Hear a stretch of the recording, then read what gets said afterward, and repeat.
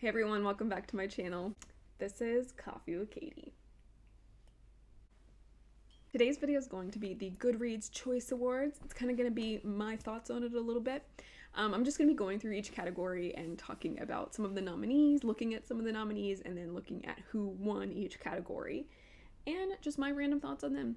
You may not care about my thoughts on them, but we're going to talk about them anyway, so let's do this. Okay, view results. So, reader's favorite fiction. The winner of this was My Friends by Friedrich Bachmann. I've heard good things about Friedrich Bachmann and I've heard people really love him, so I guess this isn't super surprising. In looking at the nominees, I didn't read any of these. I know some people like Jojo Moyes. I haven't read any of these, so I guess it makes sense that they won, but I have not a lot to say about this category. So we will just go right along to historical fiction. And the winner for this category was Atmosphere by Taylor Jenkins Reid. Taylor Jenkins Reid is an author that I haven't read anything from, so I don't have a lot to say, but I feel like, as happens with any category in Goodreads Choice Awards, this author is like destined to win because they're hyped and people like some of their other books. But I think that doesn't necessarily mean they should win. But I feel like I can't say a lot about this category because, again, I haven't read this category. But I have read a book by Sarah Pinner. It was fine. It wasn't the best. So I might read The Amalfi Curse sometime. This is powerful witchcraft, a hunt for sunken treasure, forbidden love on the high seas, beware the Amalfi Curse. A nautical archaeologist, like, that could be cool. Going to Positano. I've been to Amalfi and Positano, so that could be a little bit cool and immersive for me. Also, The Secret Book Society kind of looks interesting by Madeline Martin. A captivating new historical novel set in Victorian London about a forbidden book club, dangerous secrets, and the women who dare to break free. That's cool. Trapped by oppressive marriages and social expectations, three women receive a mysterious invitation to an afternoon tea at the home of the reclusive Lady Duxbury. That's pretty cute, actually. So I might read that one. We'll see. But yeah, again, not a lot of input that I can give in this category. And then for mystery thriller, the winner was Not Quite Dead by Holly Jackson. After my interaction with Holly Jackson's book oh my gosh, what was it called? Let's find it. 5 Survive. After I read that, I was like, Holly Jackson, what you doing? What you doing, hun? So I have a little bit of like apprehension with her books, and I'm like, is it actually good or is it suck? And I do want to read The Reappearance of Rachel Price, and I do think I want to read Not Quite Dead Yet, but I have this like chip on my shoulder now and this like suspicion that it's not as good as people say it is, but it could be amazing. I'm just a little bitter. It is a little surprising though, because I've heard people really like Richard Osman and Frida McFadden books, and neither of those won. They came like right under, and I'm actually surprised Holly Jackson eked out that win, because there's several other books like Dan Brown and Vera Wong's Guide to Snooping on Dead Men, another Frida McFadden book, multiple Frida McFadden books actually, Lisa Jewell. Like, I've heard of people talk about all of those authors before, so it is a little surprising that that's the book that won, but maybe it won for a reason. I'll have to read it and see. And then for the romance category, we have lots of entries, and I did read some of these. Great Big Beautiful Life, Emily Henry. That was the winner of the category, and I feel like because it's Emily Henry, it won almost. And then So You'll Remember Me, Abby Jimenez, Deep End, Allie Hazelwood, First Time Caller by B.K. Borison, Scythe and Sparrow by Bryn Weaver, Problematic Summer Romance by Ellie Hazelwood, Wild Side by Elsie Silver. I've heard a lot about her. The Gingerbread Bakery, If It Makes You Happy, Tourist Season by Bryn Weaver. Like, there's a lot of repeating authors in this list where they all came out with multiple books. Till Summer Do Us Part, Love Arranged, Beg, Borrow, or Steal by Sarah Adams. Like, there's a lot of, I think, heavy hitters in this one that I'm aware of. The only ones that I read from this category were Deep End and First Time Caller. I do want to read Bryn Weaver books. I really want to read the Butcher and the Blackbird series. And I do want to read the Gingerbread Bakery, but I was waiting until December to read it. I haven't read an Emily Henry book, so I don't understand the hype yet, but I kind of have that, like, skepticism still with her. which is stupid. You know, you shouldn't have skepticism just because an author wins a lot, but I voted in this category because this was one that I've read multiple of them, as in two. But I voted for First Time Caller because I thought that book was so good from B.K. Borison, and I was kind of sad that it didn't win, and that it was so low and under Deepened. I didn't like Deepened as much as I liked First Time Caller, so it was kind of surprising to me, but maybe it's because it didn't have as much time. I don't know. Then the next category is Romantasy. And let me tell you, I have read a lot in this category, and I voted and no, I'm not disappointed. I was going to say I'm disappointed, but I was not disappointed at the winner. The nominees, of course, included Onyx Storm by Rebecca Yarros, and Onyx Storm won. I think Onyx Storm, it makes sense that it won. It's a super viral book. Fourth Wing is a super viral series. I love Fourth Wing. I love Onyx Storm. But I voted for Alchemized because it's her debut book, and it's amazing. Manacled was amazing. Alchemized is amazing. She had to do a lot more work with the magic system in Alchemized, so it had to be a lot more complicated and a lot more complex. Well, it didn't have to be, but she made it a lot more complicated and complex, and that's hard work.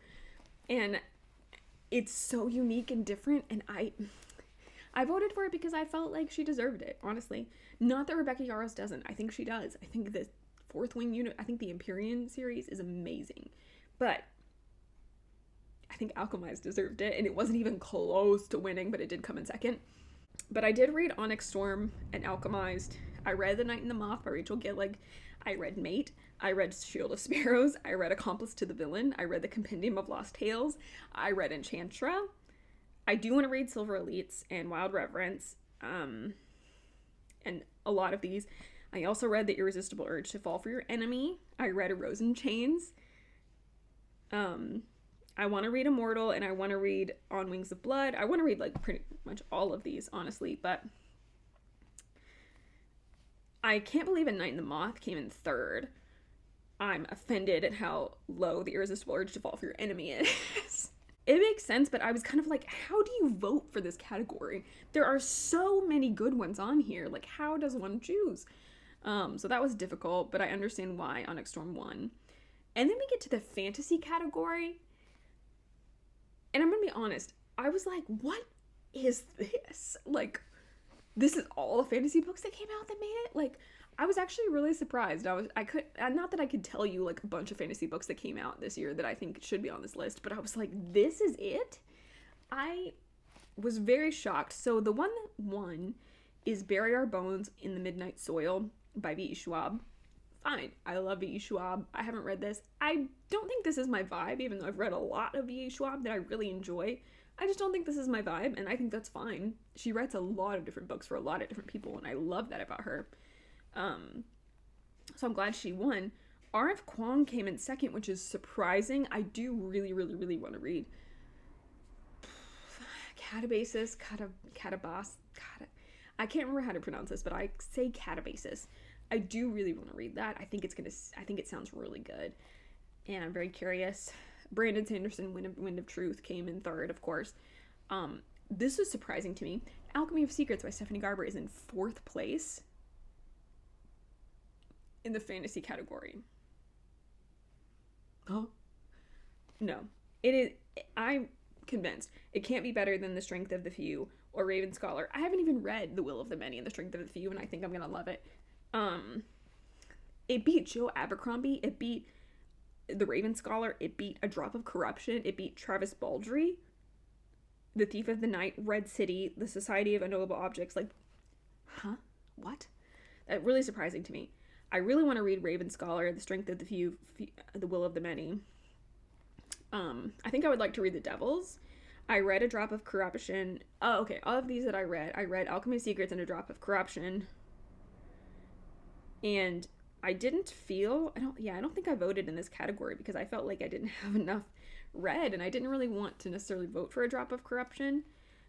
Even though I did like it, I was like, does that deserve to win this category? I don't know. So I kind of skipped it because a lot of these are my want to read, but I haven't read them.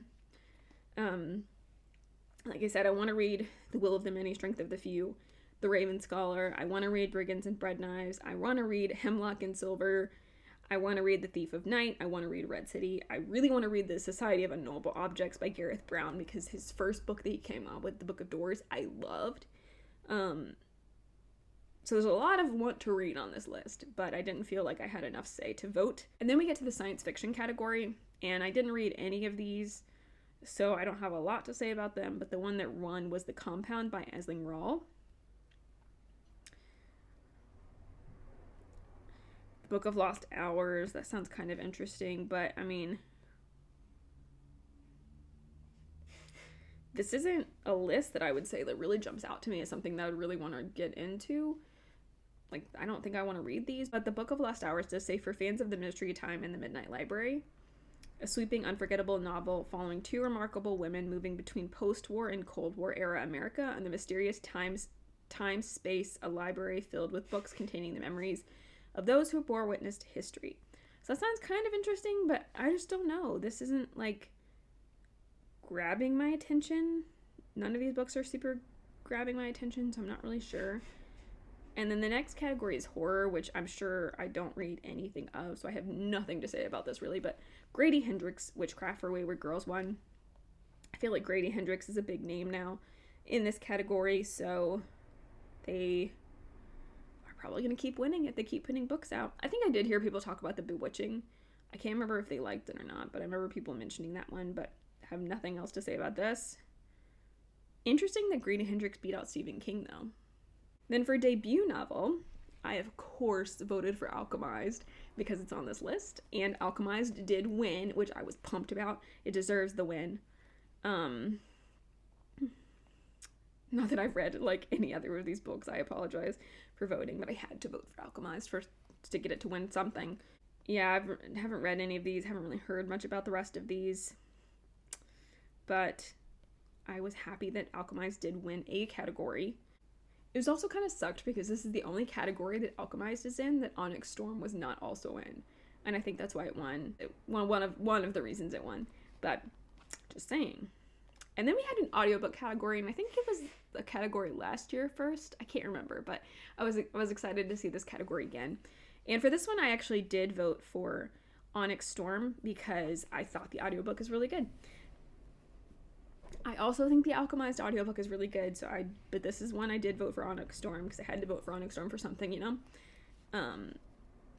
Also interesting that the Harry Potter full cast editions made it on here because it was just such a late release, but it was in the time frame, I guess. And the Audible original Pride and Prejudice is interesting, but Atmosphere, Taylor Jenkins Reid, Big Beautiful Life by Emily Henry, like lots of ones that won other categories were in this also, which is strange kind of to me, but c'est la vie.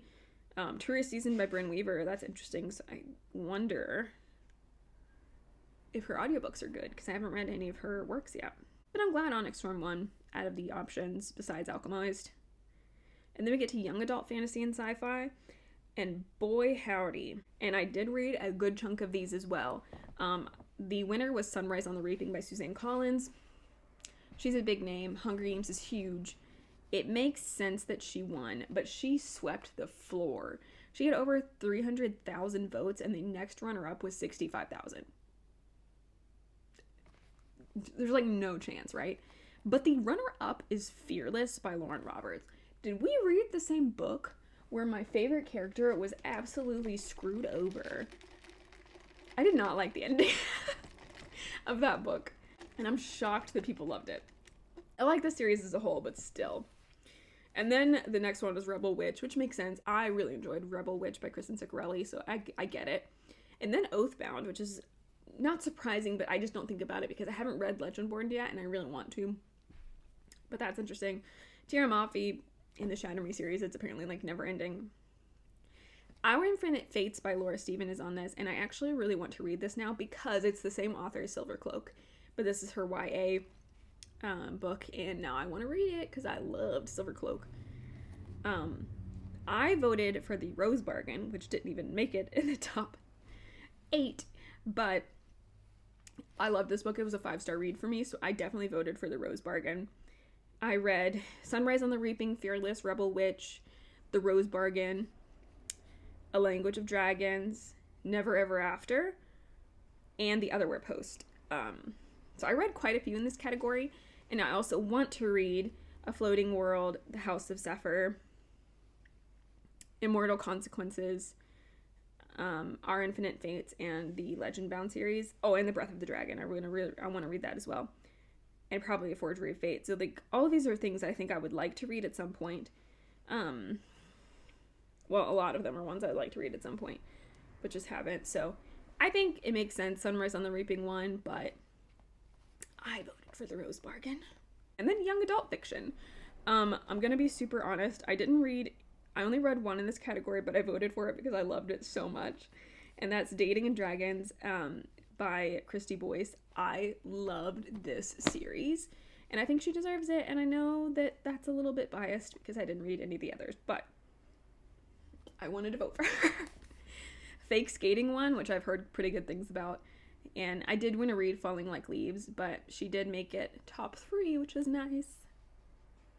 Jennifer Lynn Barnes is another big author now, and I read the first book of that series and didn't like it, so. But fun. And then we get to the nonfiction category. Again, I have not a lot to say about this, but I did think it was interesting that John Green wrote Everything is Tuberculosis, and I didn't know what it was at first, but apparently it's nonfiction. It says History and Persistence of Our Deadliest Infection, and I guess he's a public health advocate. I did not know. So it's interesting. Apparently he talks about like healthcare inequalities and a lot of different things, so I guess it makes sense that he won, but I don't know anything about these or the rest of them. That one or the rest of them, but there they are if you're interested. And then the next category is memoir. The one that won for this was The House of My Mother, A Daughter's Quest for Freedom. I guess it talks about family child abuse, so that's a lot. That's a lot.